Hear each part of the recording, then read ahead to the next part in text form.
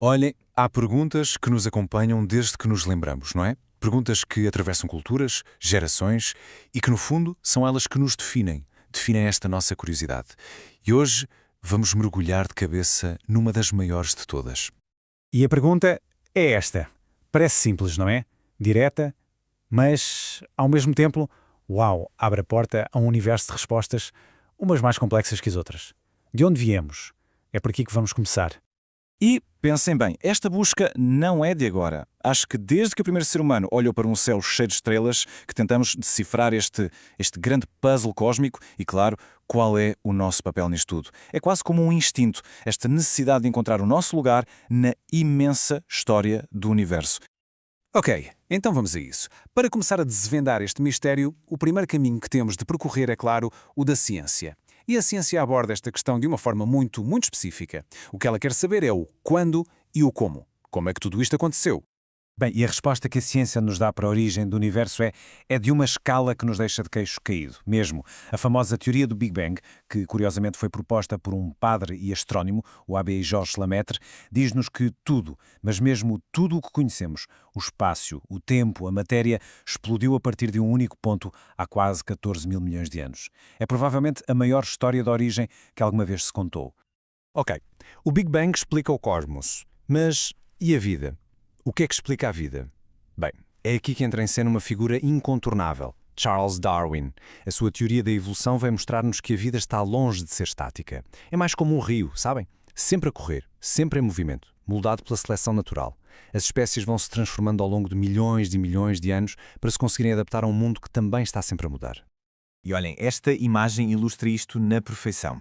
A vida é exatamente isso, um processo que nunca para, de diferenciação, de adaptação. Nenhuma das espécies que vemos hoje em dia é um produto final, acabado. É mais como uma fotografia de um momento específico nesta viagem evolutiva. Uma viagem longa e fascinante que acabou por gerar a incrível biodiversidade que temos no nosso planeta. Portanto, o ponto-chave a reter aqui é este. A ciência dá-nos um guião espetacular sobre a mecânica por trás de tudo. Explica-nos os processos, as leis da física, as linhas do tempo. É quase como se nos desse um manual de instruções do universo. Mas é precisamente aqui que a conversa se torna ainda mais interessante. Saber como o motor de um carro funciona é a mesma coisa que saber para onde é que o carro vai? Será que descrever o processo chega para satisfazer a nossa necessidade de encontrar um propósito? E essa busca por um sentido, por um propósito, leva-nos naturalmente a outra grande narrativa sobre as nossas origens, a perspectiva bíblica. E aqui as perguntas mudam completamente de figura. O foco deixa de ser o como ou o quando e passa a ser o porquê e o para quê. Agora, atenção. Há aqui um ponto que é absolutamente fundamental para entendermos esta perspectiva. Não podemos ler estes textos como se fosse um manual de ciência. O livro do Gênesis não está a tentar competir com a cosmologia ou com a biologia. É outra coisa. É uma narrativa poética, cheia de símbolos, que usa a linguagem da arte para falar de verdades teológicas. A chave para ler estes textos é mesmo esta: perceber qual é o seu objetivo. O objetivo não é a precisão científica, é o significado religioso. Temos de ser capazes de distinguir entre o que é dito de forma literal e aquilo que é apontado de forma simbólica. É preciso reconhecer que a linguagem aqui está a ser usada para nos levar a realidades que vão muito para além de uma simples descrição dos factos.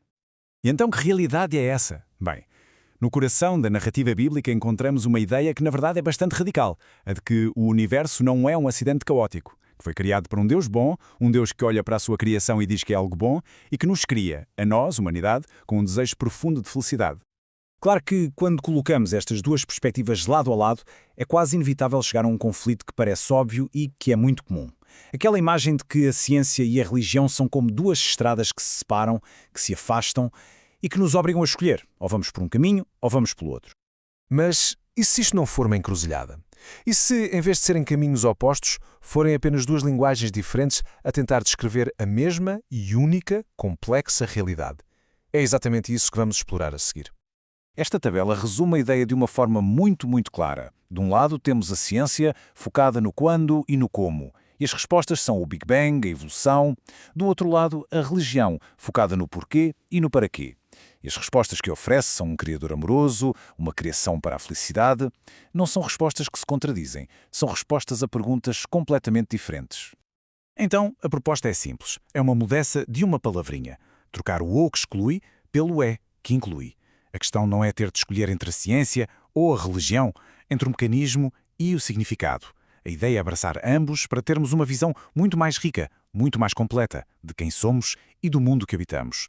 E esta visão que integra as duas coisas, leva-nos a uma conclusão mesmo muito poderosa sobre o nosso presente. Porque se a criação não é só um evento que aconteceu lá atrás no passado, mas sim um processo que tem um propósito, então isso quer dizer que a história ainda não acabou. E mais, quer dizer que nós temos um papel a desempenhar nela. Parem para pensar nisto só por um momento.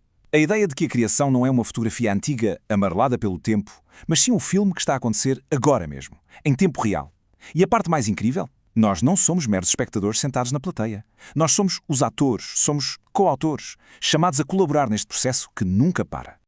E este provérbio, antigo, soa quase como um alarme muito urgente, sobre a natureza desta nossa colaboração.